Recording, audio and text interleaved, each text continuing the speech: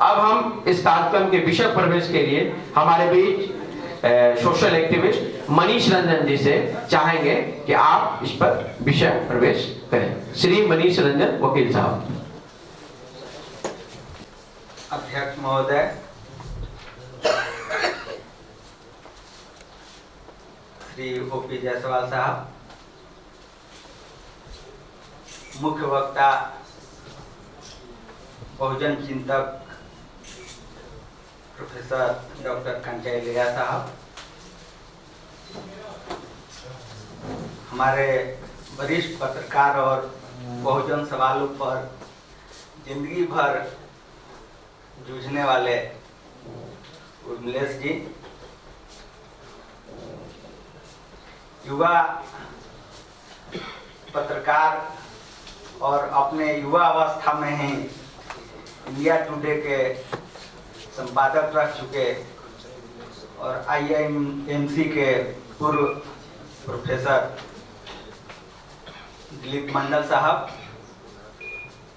Guardian Prem Kumar money जी, हम लोग के बड़े भाई श्रीकांत जी और मैडम यादव जी, आप सभी का स्वागत, जय भीम। साथ ही हॉल में बैठे हमारे सभी युवा एवं क्रांतिकारी मूल निवासी बहुजन साथियों को जय भीम, जय मूल निवासी साथियों। आज का जो अवसर है जिस पर हम लोग यहाँ इकट्ठे हुए हैं, एक बहुत महत्वपूर्ण अवसर है इस मायने में कि ये जो आपके समक्ष दिख रहा है कि ये हमारे 3 महापुरुषों के संयुक्त जयंती के अवसर पर आयोजित समारोह है। उसके बाद सबसे ऊपर जो लिखा है मंडल आयोग के लागू होने के 25वें साल पर,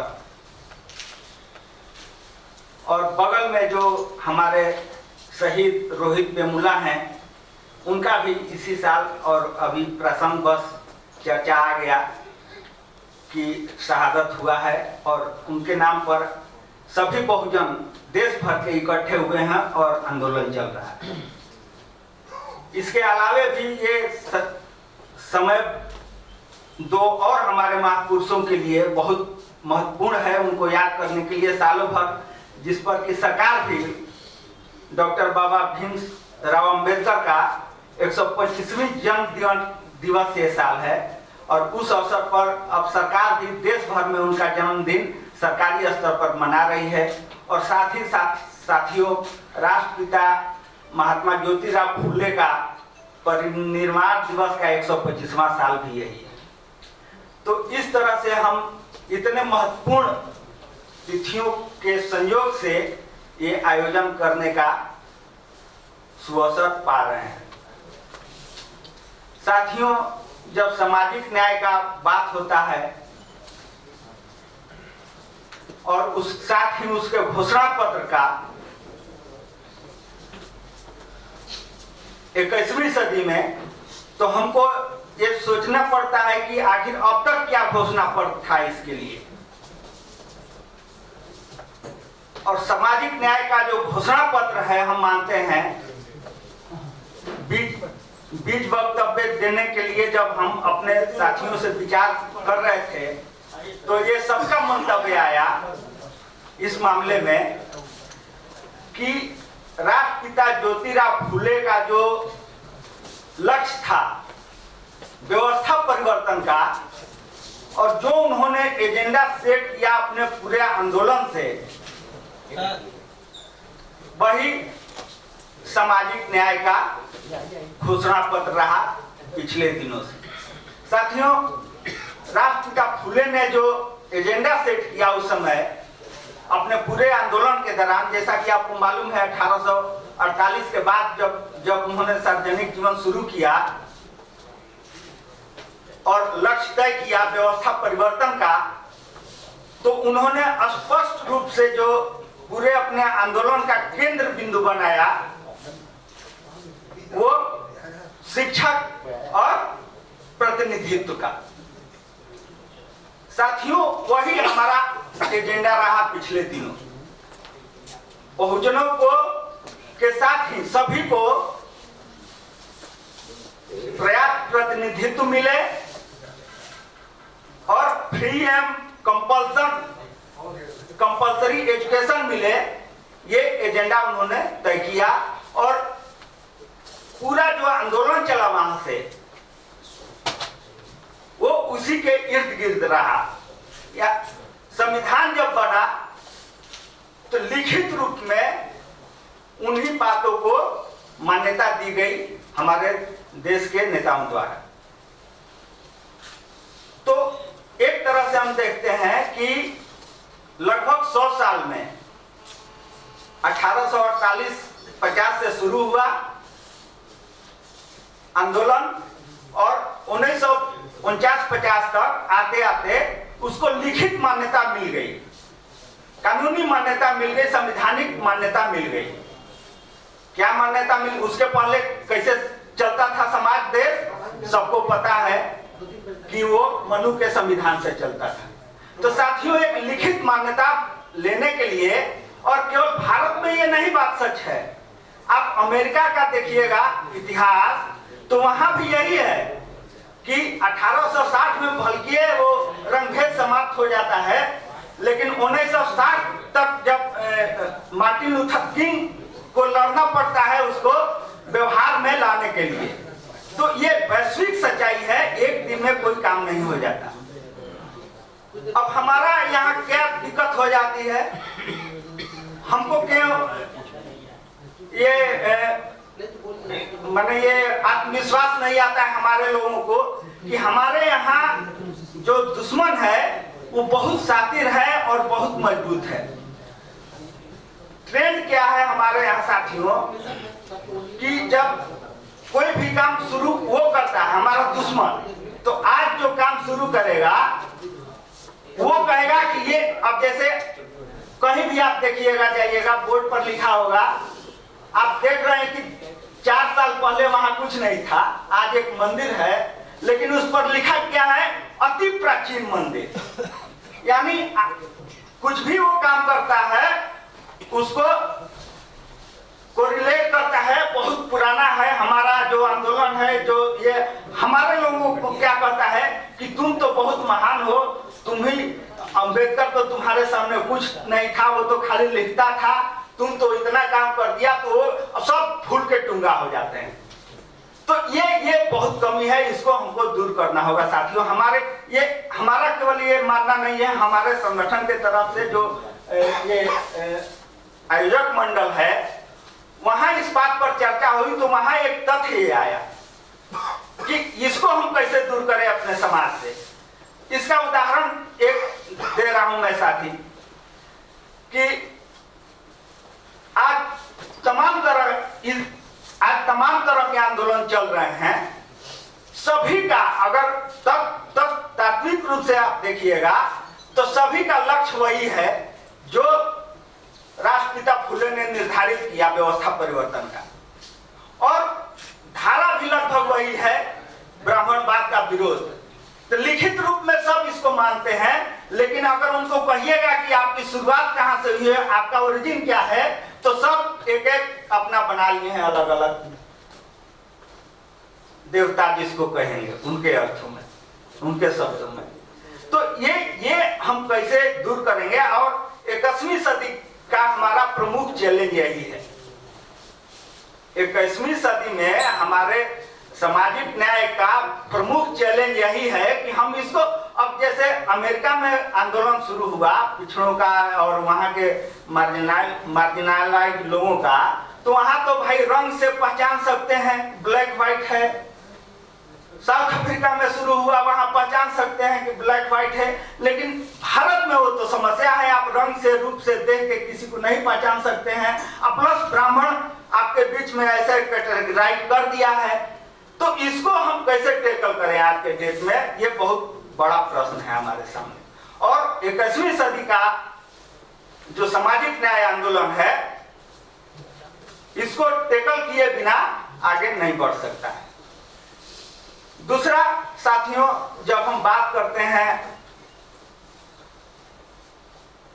अपने आंदोलन के बारे में तो एक अंतर और देखते हैं। हमारे भारत के लोग, इंडिया के लोग, अब जैसे अगर अंबेडकर का हम नाम लेते हैं, फुले साहब का नाम लेते हैं और किसी भी महापुरुष का नाम लेते हैं, तो ये तो तथ्य है कि भारत में जब जन्मे हैं तो उनकी व्यवस्था के हिसाब से उसकी कोई जाति होगी, कोई धर्म होगा, कोई वर्ण होगा। अब इतना माइन्यूटली वो इसको सेग्रीगेट किया हुआ है ब्राह्मण कि तुरंत उसको उस खांचे में फिट कर दिया जाता है। हम जब मार्क्स के बारे में बात करते हैं, आइंस्टीन के बारे में बात करते हैं, तो ये हमारे दिमाग में कभी नहीं आता है कि वो गोरा था या विदेशी था या दूसरे धर्म का था। लेकिन इंडिया के किसी भी महापुरुष के बारे में बात करते हैं तो तुरंत उस खांचे में फिट कर दिया जाता है अपने आप। तो इससे हम कैसे निपटेंगे, इसको एड्रेस करना होगा साथियों। ये नए सदी का जो सामाजिक न्याय का घोषणा पत्र है उसमें इसको शामिल करना पड़ेगा। ढांचा का ध्वस्त कर दीजिए साथियों। सबसे बढ़िया उपाय। अच्छा बोलिए साथियों, अगला जो ये है नए सदी का घोषणा पत्र तैयार करने में हमारे सामने कि हम अपने लोगों को ये कैसे समझाएं। हालांकि यह है यथार्थ सच्चाई है कि हमारे जो फोर फादर्स ने लक्ष्य तय किया वो किसी के विरुद्ध में नहीं किया। जितने भी आंदोलन हुए वो केवल मानवता के लिए हुए, मानव की गरिमा को प्रस्थापित करने के लिए हुए। संविधान में जो मूल्य है वो किसी के विरुद्ध या समर्थन में नहीं है, लेकिन फिर भी एक बहुत बड़ा वर्ग आज भी उसके खिलाफ लगातार षड्यंत्र कर रहा है। साथियों, वो कौन वर्ग है? क्या आज ही से वो षड्यंत्र शुरू किया है? जब हम इसको देखते हैं तो हम अपने पूर्वजों के आंदोलन को देखना पड़ेगा। हमारे बाबाओं ने कैसा तो इसमें जब हम देखते हैं तो डॉक्टर बाबा साहब भीमराव अंबेडकर स्पष्ट करते हैं कि भारत का पूरा इतिहास केवल दो वर्गों का संघर्ष है। वो कौन दो वर्ग हैं? एक तो ब्राह्मण हो गया नो डाउट, और दूसरा बुद्ध को मानने वाले। आज जो हिंदू धर्म है, बाबा साहब इस संबंध में लिखते हैं कि आज का जो हिंदू धर्म है ये प्राचीन में हिंदू धर्म नहीं था, ये वैदिक धर्म था, फिर ब्राह्मण धर्म हुआ और आज यानी रूप बदल के आज यहां तक पहुंचा है। साथियों, शुरू में वैदिक धर्म था, फिर ब्राह्मण धर्म हुआ, आज हिंदू धर्म के नाम पर खेल कर रहा है। वैदिक धर्म अति प्राचीन, ब्राह्मण धर्म लगभग बुद्ध के समय और आज हिंदू धर्म। तो हम जब हमारे बाबाओं ने अब बुद्ध के सामने वो ब्राह्मण धर्म के रूप में था, उससे लड़ने के लिए उन्होंने रणनीति बनाई। लक्ष्य वही था, आज भी वही है, मानवता प्रस्थापित करने का। लेकिन बुद्ध ने एक रणनीति बनाई। ब्राह्मण चूंकि था, अपने प्योर फॉर्म में था। डॉक्टर अंबेडकर, फुले, पेरियार, ललई सिंह यादव और हमारे जगदेव प्रसाद ने एक रणनीति बनाई आधुनिक भारत में। उनके सामने हिंदू धर्म के रूप में आया ब्राह्मण। तो आज भी वो रूप बदल लिया। तो आज उसकी चुनौतियों को हम कैसे सामना करेंगे, उसके लिए हमको लक्ष्य तो निर्धारित है। लक्ष्य हमारे बाबाओं का ही नहीं, पूरे विश्व का लक्ष्य निर्धारित है मानव का, कि मानवता प्रस्थापित करना। चाहे वो अमेरिका में निग्रो का आंदोलन हो या यूरोप का आंदोलन हो, फ्रांस के राजक्रांति से जो शुरू हुआ, या विश्व में कहीं भी, उस सबका एकमात्र लक्ष्य है मानवता को प्रस्थापित करना।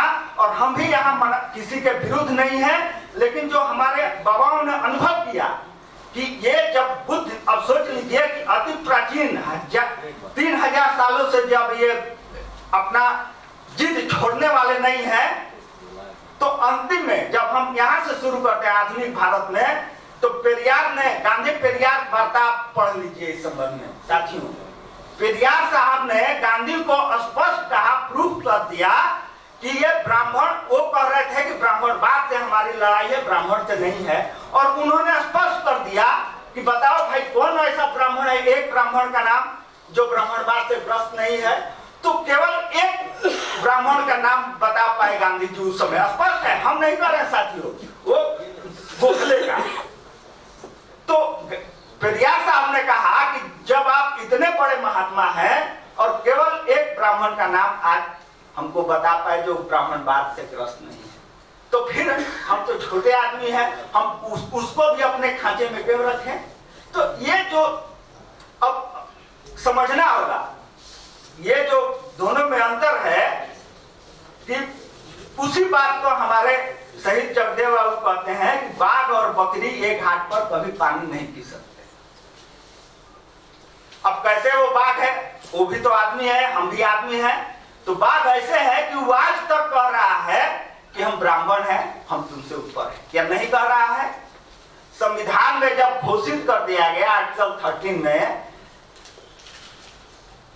कि अभी तक के जितने नियम कानून हैं जो कि संविधान के भावना के विरुद्ध हैं वो खत्म हो गए, तो आज तक ये तुम्हारे सुप्रीम कोर्ट का जज कैसे मनु के संविधान का कोर्ट कर रहा है भाई, कैसे रामायण महाभारत को कोर्ट कर रहा है। तो हम कैसे नहीं माने कि तुम अपने जिद छोड़ने वाले नहीं हो। यानी हमारे फोर फादर्स का ही केवल अनुभव नहीं है, आज भी जब हम खुली आंखों से देखते हैं तो स्पष्ट पाते हैं कि वो सुधरने वाले नहीं हैं। और साथियों, दूसरी ओर हमारी जो लड़ाई है, डॉक्टर अंबेडकर जाति की लड़ाई नहीं लड़ रहे थे, जाति व्यवस्था के खिलाफ उन्होंने लड़ाई लड़ा और उनकी एक जाति फिट कर दी गई, उनका एक वर्ण फिट कर दिया गया। बुद्ध कोई धर्म के लिए या धर्म को प्रस्थापित करने के लिए लड़ाई नहीं लड़े, भगवान के खिलाफ लड़ाई लड़े, पूजा आडंबर ये सब के खिलाफ लड़ाई लड़े और उनको एक विष्णु का अवतार बता दिया गया। तो ये साथियों समझना होगा, और ये स्पष्ट है कि ये कभी नहीं सुधरने वाले हैं और नई सदी में। इसीलिए हमको आज नए ट्रेंड के हिसाब से कहा जाता है एमएनसी में कि व्यवस्था बनाओ फुल प्रूफ की मतलब बुड़बक आदमी भी हो तो उससे भी कोई उसको खतरा न हो, ऐसा काम बनाओ, व्यवस्था बनाओ। तो नई सदी में जब हम सामाजिक न्याय की बात करते हैं, उसको प्रस्थापित करने की बात करते हैं, तो हमको सोचना होगा, ऐसा व्यवस्था बनाना होगा कि वो बुड़बक से बुड़बक आदमी भी आराम से समझ जाए और वो भी उसको नुकसान न पहुंचा पाए। इसका हम आधुनिक राजनीति में देख रहे हैं उदाहरण, जैसा कि बिहार में हुआ कि बड़े बड़े लेक्चर देते हैं, ये वो करते हैं, क्या कुछ होता है क्या। और एक साधारण आया, एक वक्तव्य केवल आया, सभी लोग अपने आप समझ गए कि माँ का दूध पिया है तो आरक्षण खत्म करके दिखाओ। केवल एक वक्तव्य गेम चेंजर हो गया। तो हमको कहीं ना कहीं उनसे भी सीखना होगा जिनकी हम रात दिन आलोचना करते हैं राजनेताओं की, कि भाई वो उनका सबका कैसे लोगों से पड़ता है और उनको लेके अपनी लड़ाई उनको जीतना है, तो वो ऐसा व्यवस्था बनाते हैं, ऐसा रणनीति तैयार करते हैं। बुद्धिजीवियों को भी हमारे एक ऐसा रणनीति बनाना पड़ेगा जिससे कि हमारा सारा समाज आराम से जुड़ सके और हम इस लड़ाई को अंजाम तक पहुंचा सके। साथियों, बात बहुत हो गई, अब अंतिम में मैं एक कोटेशन कह के समाप्त करूंगा, जो कि बाबा साहब भीमराव अंबेडकर का है। कोटेशन नहीं, उसको कहिए कि एक तथ्य है। उन्होंने विचार किया कि आखिर बौद्ध धर्म कैसे भारत से खत्म हो गया। इतना प्रभावी धर्म, इतना प्रभावी व्यवस्था, धर्म तो रेगुलर ट्रेंड है जो उसमें कहना पड़ रहा है समझने के लिए कि इतना प्रभावी जो कल्चर था वो कैसे खत्म हो गया अपने आप। तो उन्होंने जो विश्लेषण किया उसमें पहला बहुत उन्होंने कहा कि हम बहुत इसके कारण है, बहुत कारण है खत्म होने का अपने धरती से बुद्ध के कल्चर को, लेकिन वो उसका सबसे हम एक महत्वपूर्ण कारण गिनाएंगे और हम अशोक को दोष देंगे। अब समझ लीजिए साथियों, उन्होंने क्या कहा कि हम अशोक, सम्राट अशोक को दोष देंगे। क्या? क्यों? कि उन्होंने जो व्यवस्था बनाई, जो सहनशीलता की कोई सीमा न रखी, ब्राह्मणों के सहनशीलता की कोई सीमा नहीं रखी और अत्यंत दयालु हृदय से उनको छूट दे रखा, ये बौद्ध धर्म के पतन का कारण बना कालांतर में जाके।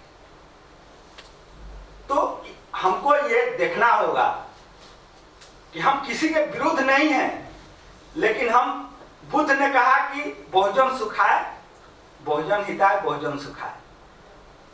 यानी कुछ लोग ऐसे हमेशा रहते हैं कि उनका भी हम साथ कभी नहीं पा सकते हैं, कभी नहीं लेके चल सकते हैं, और वही 5-7% लोग हैं, उनके साथ कभी नहीं निभा सकता है। ये आपको मान के चलना होगा और अपने समाज को मनवाना होगा और उसी के हिसाब से सारा व्यवस्था बनानी होगी। और ये कैसे हो, इसी के लिए हम लोगों ने ये आयोजन किया। हम अपने देश के छोटी के बुद्धिजीवियों को आमंत्रित किया कि इस पर विचार चले, आगे बढ़े और हम एक लक्ष्य को प्राप्त करने के लिए, एक व्यवस्था बनाने के लिए आगे बढ़े। इसी के साथ जय भीम, जय भारत, जय मूल्यवान। धन्यवाद।